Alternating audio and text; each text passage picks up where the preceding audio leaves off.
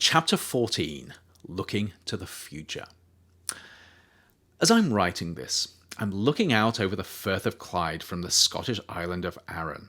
I first came here nearly 34 years ago in 1984, and it's been an occasional getaway for me ever since.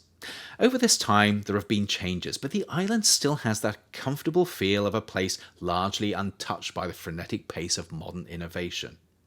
As if to remind me of this, I've been travelling along crumbling roads over the past few days in a rental car that modern automotive technology seems to have completely bypassed, while grappling with patchy Wi-Fi and even patchier cell phone coverage.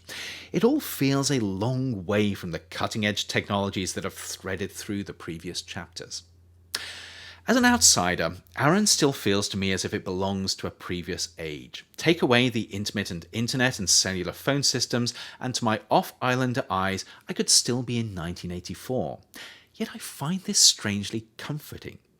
Despite sitting here wrapping up a book on the profound changes that emerging technologies are likely to bring about, it gives me hope that there's life outside the frenzied technological pace at which we sometimes seem to be living our collective lives. And it affirms my belief that happiness lies not in the latest technology, but in the more basic things of life like food, shelter, warmth, and good company. Yet there's a part of me that knows that these dreams of a slower, more pleasant past are a sentimental illusion. Much as I enjoyed my few days of potholed roads, rickety transportation, and intermittent internet connections, I suspect that there are plenty of permanent residents on Arran who have very different opinions about how things are there. Despite the siren call of nostalgia for a simpler, less technologically complex time, the reality is that emerging technologies, when developed and used responsibly, can and do improve lives in quite profound ways. There are far too many people in today's world who are living disadvantaged lives because they don't have access to technologies that could make them better, and I worry that if we're tempted to start renouncing technologies from a position of privilege, we risk denying too many people without the same privilege the chance to make their own decisions. I would go as far as to say that we have an obligation to explore new ways of using science and technology to improve the world we're living in and the lives that people lead. This is an obligation, though, that comes with some tremendous responsibilities. These include working hard to ensure that the technologies we develop benefit people without harming them. But they also include learning how to live responsibly in a world that, through our own drive to invent and to innovate, is constantly changing. These are tough challenges, and they're ones that is all too easy to leave to experts to grapple with. Yet I fear that this is in itself an abdication of responsibility. Some of the technological challenges we're facing are so profound, so life-changing, that the questions they raise are ones that we cannot afford to leave solely to people like scientists, innovators, and politicians to answer. The reality is that if we want to thrive in the technology-driven future we're creating, and we want to equip our children and our children's children to do the same, we all need to be able to wrap our collective heads around what's coming our way and how it might affect us. This is no mean feat, though.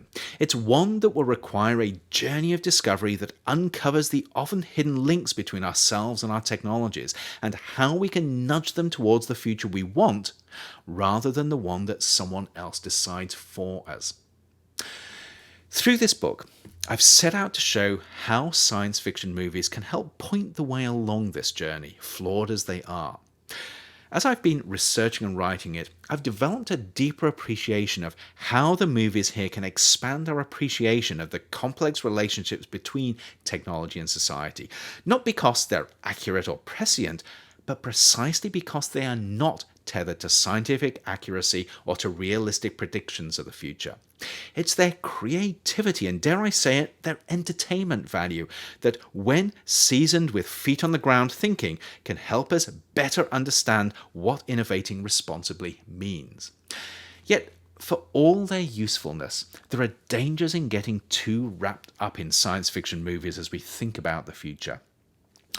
Movie makers draw on what we can imagine now based on what we already know. They cannot invent what's yet to be discovered.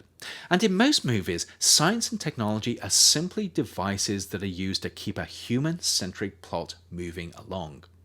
This is precisely why they excel at revealing insights into our relationship with technology, but at the same time, it makes them a poor guide to the technology itself, unless, like here, they're used as a stepping off point for exploring new and emerging developments.